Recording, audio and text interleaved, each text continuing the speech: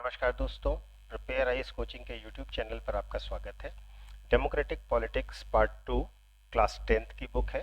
हम लोग आज उसका चैप्टर नंबर 1 शुरू करेंगे और चैप्टर नंबर 1 में हम लोगों ने जो क्वेश्चंस आपको सेंड किए हैं उसी का सॉल्यूशन आज हम डिस्कस करेंगे।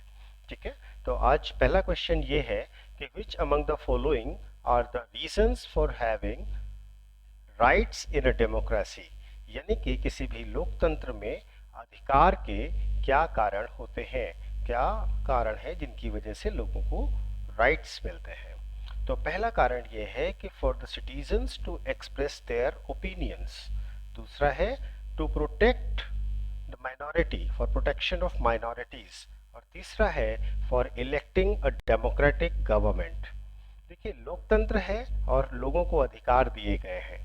तो लोकतंत्र में नागरिकों को अधिकार सबसे पहले इसलिए दिए जाएंगे कि अपने अ, वे अपने जो विचार हैं, जो अपने एक्सप्रेशंस हैं, उनको कर सकें। ठीक है, और साथ ही साथ उसको वे अपना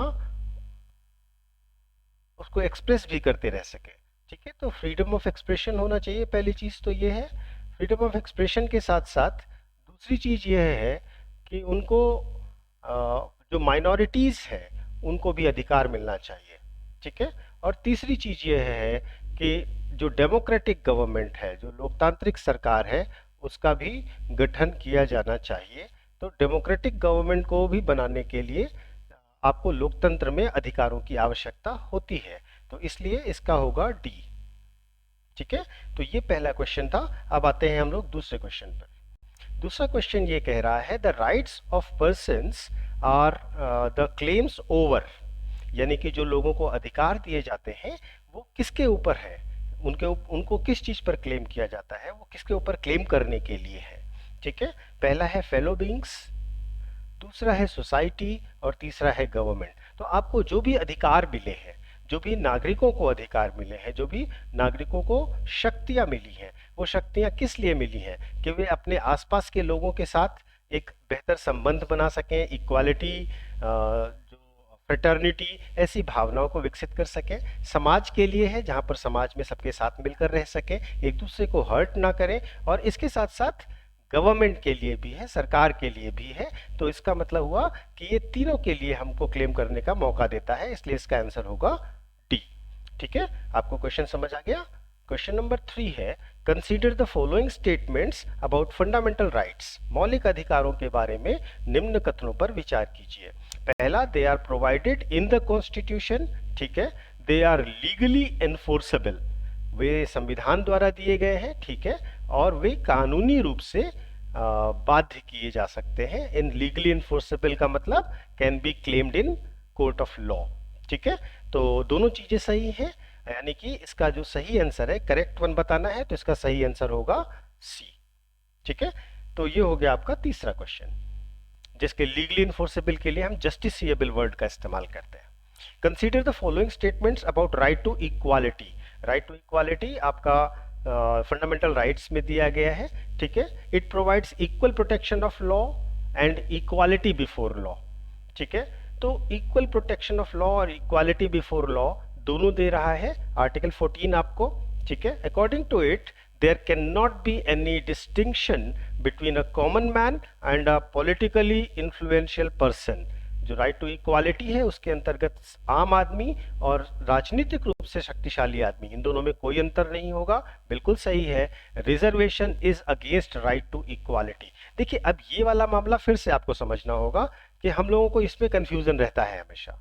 रिजर्वेशन राइट टू इक्वालिटी को वायलेट नहीं करता है, जो इक्वल प्रोटेक्शन ऑफ लॉज है उसको एंश्योर कर रहा है, यानी कि आर्टिकल 14 के ही सेकेंड पार्ट को एंश्योर कर रहा है। तो इसलिए थर्ड पॉइंट आपका गलत हो जाएगा और इसमें हम सही लगाएंगे 1 और 2 को। ठीक है, question number 5, which among the following freedoms are enjoyed by the citizens of country under article 19 of the constitution। Article 19 के अंतर्गत कौन से फ्रीडम्स हैं जो हमारे कंट्री में लोगों को, नागरिकों को मिलते हैं। फ्रीडम टू फॉर्म एसोसिएशन, ठीक है, movement throughout the country, assembly in peaceful और नॉन वायलेंट मीन्स नहीं, और violent means, okay. And the fourth one is freedom of speech and expression. ठीक है, तो आपको freedom of speech and expression मिला हुआ है, throughout the country movement का मिला हुआ है, freedom of to form association मिला हुआ है। ठीक है, सब 19 में मिला हुआ है। पीसफुल असेंबली मिली हुई है, लेकिन वायलेंट मीन्स नहीं मिला हुआ है। यानी कि ये जो टर्म है, ये टर्म आपके लिए यहाँ पर इसको गलत कर देगा, इसलिए इसमें हम लगाएंगे 1, 2 एंड 4। ठीक है। Question number 6.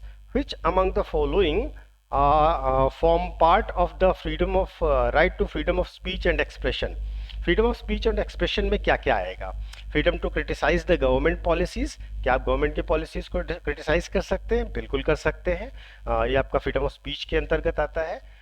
देखिए, क्रिटिसाइज करने का मतलब विरोधी होना नहीं होता। क्रिटिसाइज करना एक इवैल्यूएशन प्रोसेस है, आप चीज़ों को क्रिटिसाइज कर सकते हैं। Publishing your views by way of magazines and pamphlets, बिल्कुल आप मैगजीन्स और पैम्पलेट में अपने विचार रख सकते हैं। To remain silent, yes, not to express view is also an expression, तो आपको ये अधिकार भी मिलता है फ्रीडम ऑफ स्पीच के अंतर्गत। तो इसलिए इसमें तीनों सही है, हम जाएंगे इसमें डी पर। ठीक है, क्वेश्चन नंबर 7 पर आते हैं। Question number 7, consider the following statements about article 21 of the constitution.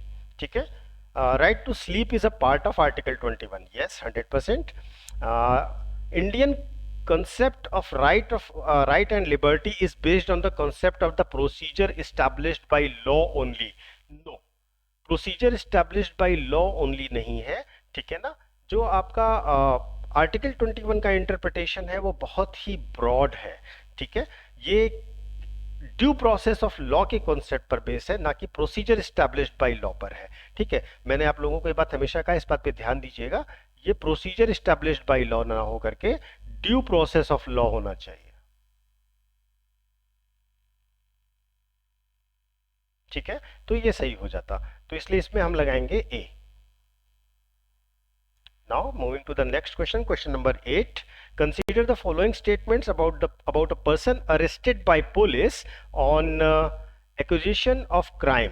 कोई भी पर्सन क्राइम के आधार पर या आरोप पर गिरफ्तार किया गया है, तो उसके बारे में आपसे बात की गई है, उसके अधिकारों के बारे में बात की गई है। He should be presented before the magistrate within 24 hours of arrest including the time of travel. देखिए, including the time of travel नहीं होना चाहिए, यहां पर excluding the time of travel होना चाहिए।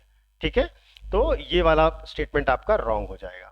दूसरा है, he has the right to consult a lawyer, yes, he has the right to consult a lawyer, तो इसलिए इसका सेकंड वाला तो सही है। And third one, he should be informed about the reasons of his arrest, yes, सबसे पहले तो उसको गिरफ्तारी का कारण बताना पड़ेगा, तो इसमें 2 और 3 सही हो जाएगा, इसलिए इसका सही जवाब होगा B. Now come to the question number 9. Consider the following statements about the right against exploitation. It prohibits the trafficking of women for immoral purposes. Right against exploitation. Okay, शोषण के विरुद्ध अधिकार। ठीक है, जिसमें आपको traffic of human being and begar वाला portion मिलेगा। ठीक है, second one, it also prohibited the forced labour और बेगार, यस, ये दोनों को जो है प्रोहिबिट करता है राइट अगेंस्ट एक्सप्लॉयटेशन के अंतर्गत, तो इसलिए इसका सही जवाब होगा C. Now come to the last question of the day, consider the following statement about the cultural and educational rights.